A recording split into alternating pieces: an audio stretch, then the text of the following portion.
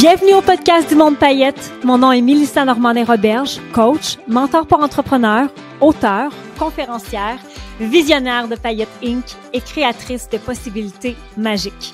J'ai le désir profond de rappeler aux femmes qu'elles sont nées pour briller afin qu'elles puissent véritablement créer une vie exactement comme elles désirent. Pour pouvoir amplifier votre bonheur, votre succès, votre abondance, vos relations, vos rêves et votre vie dans tout ce qu'elle est, vous êtes réellement au bon endroit. Parce qu'aujourd'hui, c'est la toute première et dernière fois que vous vivez cette journée. Make it count. Bienvenue dans mon monde et maintenant le vôtre.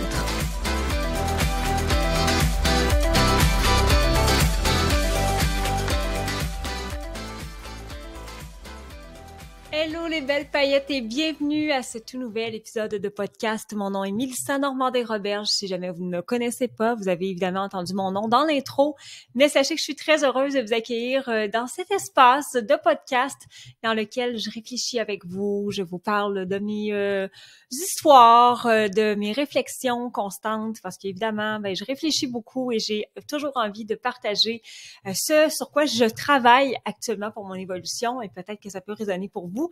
Si jamais vous écoutez cet épisode-là en vidéo et que vous remarquez à quel point j'ai les pupilles dilatées, c'est parce qu'aujourd'hui, j'avais un rendez-vous pré-opératoire pour faire enlever ma myopie. Ça s'en vient après, mon Dieu, 39 ans de myopie quand même, et j'ai l'air d'avoir consommé beaucoup de substances illicites. C'est quelque chose, ça diminue pas. Alors, on va entrer dans le vif du sujet, mais juste avant, je vous invite à aller voir sur notre site internet www.paillettesinc.com. On se fait souvent poser la question comment on peut travailler avec Paillettes Inc., comment on peut accéder peut-être à des formations, des programmes, des masterclass. Donc, sous l'onglet possibilités, tout est là. On travaille sur plusieurs projets pour cet automne, des belles nouveautés. On va aussi avoir vraiment de belles surprises à vous annoncer dans les prochaines semaines. Je vous invite vraiment à aller voir dans cette section-là parce que tout ce qu'on a créé dans les dernières années, dans les 2 dernières années, je devrais dire, s'y retrouve autant des masterclass de développement personnel que de développement des affaires aussi. Et je vous invite à partager cet épisode de podcast-là si jamais ça résonne avec vous, de le partager dans vos stories Instagram, sur Facebook, de nous taguer. Moi, c'est toujours une belle façon de voir qui écoute, qui prend le temps d'écouter ces épisodes-là que je fais toute seule dans mon bureau et même toute seule dans mon bureau à quelques jours d'un des grands événements de Paillettes Inc., l'événement Né pour briller, donc la 5e édition, qui a changé de nom à travers les années. On a commencé en 2017 et ça s'appelait à ce moment-là Rockstar à Paillettes. Donc, le premier événement qui a eu 500 personnes environ, qui m'avait coûté à l'époque peut-être 20 000 $ à produire et c'était une immense sortie de zone de confort pour moi à ce moment-là. Mais fort de cette expérience-là, on avait récidivé l'année suivante en 2018 en accueillant environ 700 personnes. Et l'année d'après, en fait, on avait vraiment salle comble. On parle d'à peu près 900 personnes, 900 femmes, 950, je dirais, cette année-là. Et on était à pleine capacité. On a évidemment pris une pause, comme beaucoup d'entreprises pendant la pandémie, pour revenir en force l'année passée à Québec. Et cette année, donc dans quelques jours, je ne sais pas à quel moment vous allez écouter cet épisode-là, mais moi, au moment où j'enregistre, on est à quelques jours de cet événement-là à Montréal, à la TEU de Montréal. On est sold out. Je sais pas quoi dire de plus. 1200 personnes. Et cette année, l'événement me coûte 311 000 $ à produire. Et je vous le partage en toute transparence. Ce ne sera pas un épisode aujourd'hui de techniquement, stratégiquement. Ça, je le garde vraiment pour mes clientes, entre autres, de vraiment décortiquer la stratégie en arrière de tout ça. Mais j'avais envie de vous parler de mindset face à tout ça parce que il y a une question que je pose souvent, c'est qu'est-ce que je crois mériter et être digne? Parce que ça va refléter ma réalité. Si je crois être digne et de mériter l'amour, je vais avoir l'amour dans ma vie. Si je crois mériter et être digne d'être la propriétaire PDG d'une entreprise de plus de 2 millions de $ internationale, je vais avoir cette entreprise-là. Et ce qui est très drôle, c'est que quand j'avais mes premières entreprises qui étaient des écoles de musique, donc c'est la première fois que vous me suivez sur ce podcast-ci, j'ai eu pendant des années des écoles de musique, de chant, de piano, vraiment de tous les instruments et de théâtre pour les jeunes. Et le nombre de fois où j'ai dit si j'avais un budget de 100 000 eh boy, je te créerais un spectacle, mes amis, qui serait phénoménal. À cette époque-là, je le disais, mais je ne m'en croyais pas digne, et pas que je ne croyais pas mériter, parce que souvent le mot mériter, c'est comme s'il y avait une connotation un peu, pas négative, mais on se met une espèce de pression, mais à ce moment-là, c'était clair que je n'étais pas capable de tenir un budget de 100 000 $. Je ne savais pas comment le générer, je ne savais pas comment le dépenser, comment l'investir, quelles étaient les bonnes actions. J'avais beau le dire et le répéter, pour moi, à ce moment-là, donc on parle d'il y a quand même une dizaine d'années, c'était tout simplement inconcevable que ça puisse arriver dans ma vie. Alors que maintenant, donc, ce n'est pas 100 000, mais bien 311 000 $. Et je rêve du jour où je pourrais investir un budget de 1 million, 2 millions, 5 millions dans un seul et même événement. Pourquoi pas louer le Centre Bell? Et au moment où je le dis, il y a une petite voix qui fait « comment tu vas faire ça? Voyons, t'as aucune idée par où commencer. T'es qui, toi, pour vendre tant de billets? » Et cette petite voix-là, donc, peut nous empêcher très souvent de passer à l'action. Puis je voulais simplement aujourd'hui, en 5 étapes, vous aider à vous questionner. Puis je dis 5 étapes, j'en ajoute une bonus, de penser et d'écrire sincèrement sur qu'est-ce que vous pensez actuellement mériter et être digne de. Parce que si vous le croyez, sincèrement, ça risque de se refléter dans votre vie extérieure. Si vous le croyez de façon intérieure, ça va avoir un effet dans votre réalité qui est celle actuelle. Et à l'inverse, si vous avez une vie dans laquelle vous dites « j'ai pas ça, comment ça que j'ai tout fait ça puis c'est pas arrivé, comment ça que ça n'a pas fonctionné, pourquoi est-ce que je suis pas encore rendu là ?» Évidemment, on se sort du jugement le plus possible. Donc, le but n'est pas de se juger, le but n'est pas de se taper sur la tête, mais d'aller questionner cette croyance-là. Qu'est-ce que je crois mériter et être digne de? Ou encore, à l'inverse, qu'est-ce que je crois que je ne mérite pas ou que je ne suis pas digne de? Et c'est vraiment intéressant, en fait, quand vous empruntez ce chemin-là, parce que ça va peut-être faire mal. On va aller questionner des croyances qui sont tellement ancrées profondément. Par exemple, à l'époque, si je ne réussissais pas évidemment à produire ça, je jouais très petit.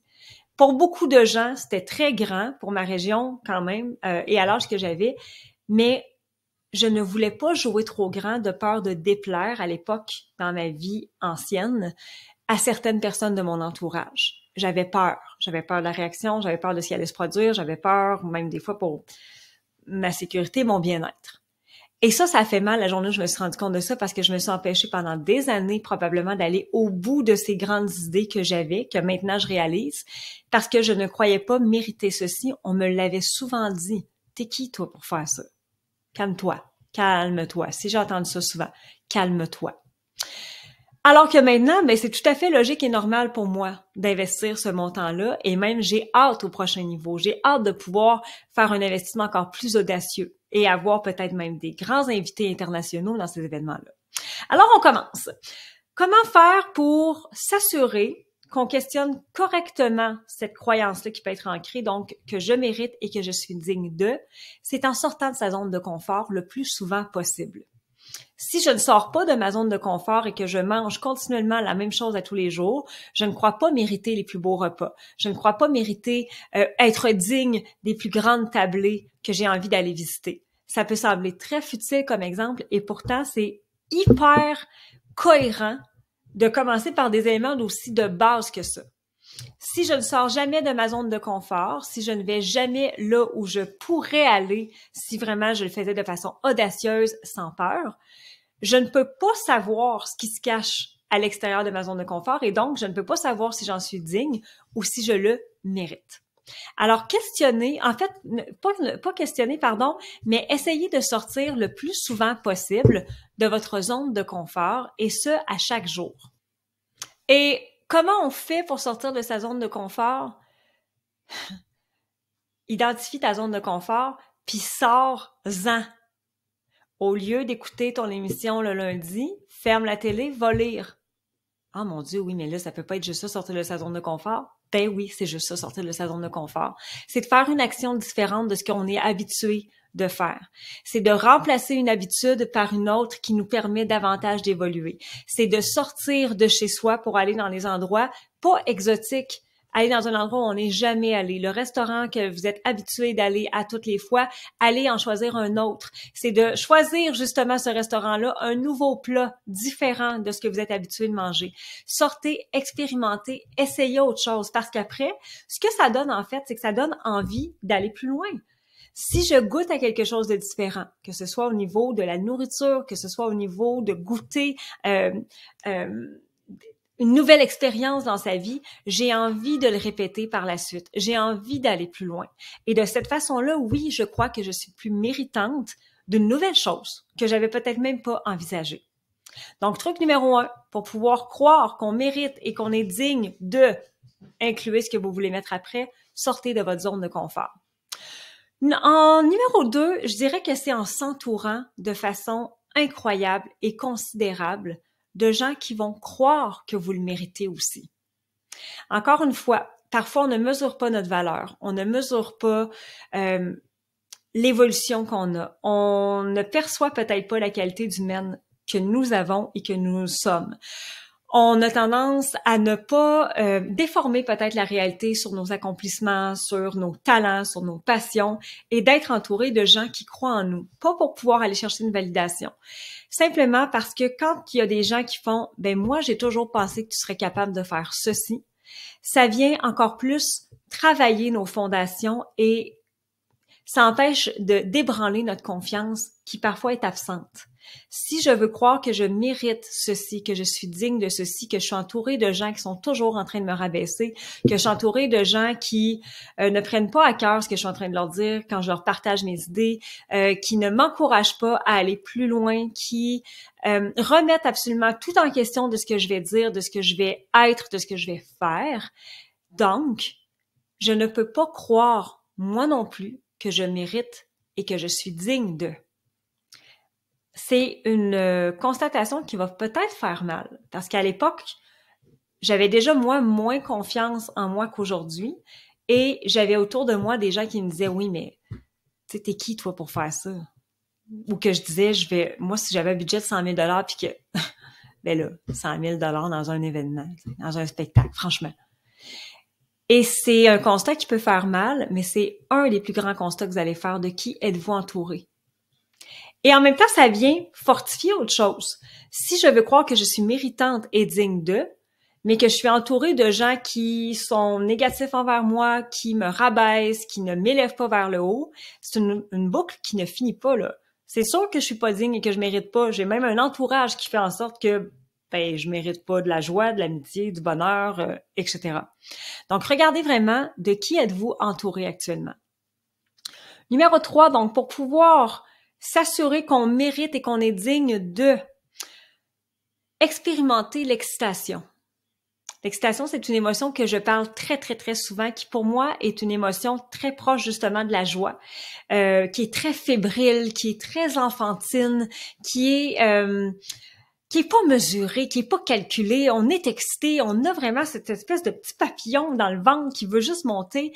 Et plus j'expérimente l'excitation dans ma vie, plus oui, je vais me rapprocher du mérite et d'être digne d'eux, parce que l'excitation est tellement grande qu'elle vient balancer la peur, qu'elle vient balancer les doutes, qu'elle vient balancer toutes les idées fausses que je peux me faire au sujet de ce que j'aimerais avoir. Quand on est excité, qu'on réussit à bien visualiser, parce que l'excitation va aussi passer par ça. Avant d'être excité, il faut pouvoir le voir. Et donc, de vous adonner à la visualisation, de fermer les yeux puis de faire « Oh mon Dieu, et si ça, c'était possible? » Et là, whoop, il y a un petit papillon qui commence à monter. « Oh mon Dieu, et si ça pouvait arriver pour vrai dans ma vie? » Oh! Un autre envolé de papillons qui commence à arriver. Oh mon Dieu, imagine si vraiment je pouvais investir 100 000 $ dans un événement, les costumes qu'il y aurait, la salle qui serait là, les musiciens. Et là, on est emballé. Et donc, ce sentiment-là d'excitation sur lequel on peut s'accrocher, qu'on peut se reposer le plus souvent possible, va venir encore plus solidifier la conviction que l'on mérite et qu'on est digne d'eux. Imagine ce que ça fait, dans tout notre corps, on devient tellement heureuse, on devient tellement fébrile, nos cellules s'activent. Et c'est tout à fait logique que je me donne le droit et la permission de pouvoir accomplir ce que j'ai en tête. Donc, je le mérite et j'en suis digne. Combien de fois est-ce que vous avez écarté l'excitation du chemin? Combien de fois est-ce que vous avez mis ça de côté pour mille une raisons? L'excitation ne fait pas tant partie du processus adulte. Un enfant, c'est excité. Un enfant, c'est fébrile. Un adulte, on a hâte. Correct, là, tu sais, on a hâte. Non, la vraie fébrilité, la vraie excitation. Donc, la façon d'y arriver vraiment, on le fait monter, on l'observe, mais on le visualise d'abord. Et ça peut être tout simplement une question, et si ceci était possible? Imagine si. Donc, imagine si, mettez tout ce que vous avez après, les images mentales, d'écrire en fait ce qui vous monte, de regarder en fermant les yeux vraiment l'imaginaire de ce que ça pourrait être pour laisser monter l'excitation. Maintenant, pour transformer sa réalité et savoir on la mérite et qu'on en est digne, c'est un peu comme si on re-questionnait notre normalité. Donc, de se demander, parce que moi, ce que je souhaite, c'est quand je transforme ma réalité, c'est que ça devienne un peu, justement, ma normalité. Pour moi, c'est tout à fait normal et logique maintenant, ceci. Et là, je vais vous donner quelques exemples, mais d'abord et avant tout, il faut prendre conscience de votre réalité actuelle, votre normalité actuelle. Donc, si j'ai la conviction profonde que je ne mérite pas vraiment et que je suis pas tellement digne de voyager, que je voyage une fois par année, je viens déjà d'ancrer quelque chose, c'est ma nouvelle normalité. Moi, toutes les années, je vais voyager. Ça devient vraiment comme business as usual. La journée où je commence à voyager une fois aux 3 mois, pour ensuite une fois aux 2 mois, j'ai été quelque temps avant la pandémie, c'était une fois par mois, même parfois 2 fois par mois, et c'est devenu ma normalité. Et c'était tout à fait logique que j'en sois digne et que je le mérite, c'était devenu ma normalité. Et ça, on peut commencer en faisant des petits pas. Donc, on transforme tranquillement sa réalité actuelle en changeant une petite chose par jour. Par exemple, si je m'entraîne 15 minutes par jour, c'est donc tout à fait normal que je mérite et que je sois digne d'être en santé. Ça devient en plus ma normalité. C'est à tous les jours, ça fait partie de la routine et je peux augmenter tranquillement pour que ça devienne carrément notre nouvelle normalité. Mais encore une fois, il faut questionner la normalité actuelle. Tu ne peux pas croire que tu mérites et que tu es digne de quelque chose si ta normalité ne reflète pas ce que tu penses que tu mérites et que tu es digne. Alors, quand je commence à voyager une fois par mois et même parfois 2, ben c'est tout à fait logique, je le mérite, je suis digne de ça, c'est ça ma normalité. Alors, tranquillement, on re-questionne notre normalité, on transforme sa réalité pour que celle-ci devienne notre nouvelle normalité. Et la bonne nouvelle, c'est que ça va toujours changer. Votre normalité d'hier ne sera pas celle de demain. C'est rendu tout à fait logique et normal que je fasse un événement à 311 000 $. C'est ma nouvelle normalité. Je peux pas aller en bas de ça. En fait, je pourrais si je choisis de le faire, mais j'ai pas envie. Je peux pas revenir à un événement de 20 000 $ comme je faisais il y a 5 ans. Ce n'est plus ma réalité. Ma normalité actuellement, c'est des grosses prods comme je fais, que je choisis. La journée où je n'aurai pas envie, je le ferai pas.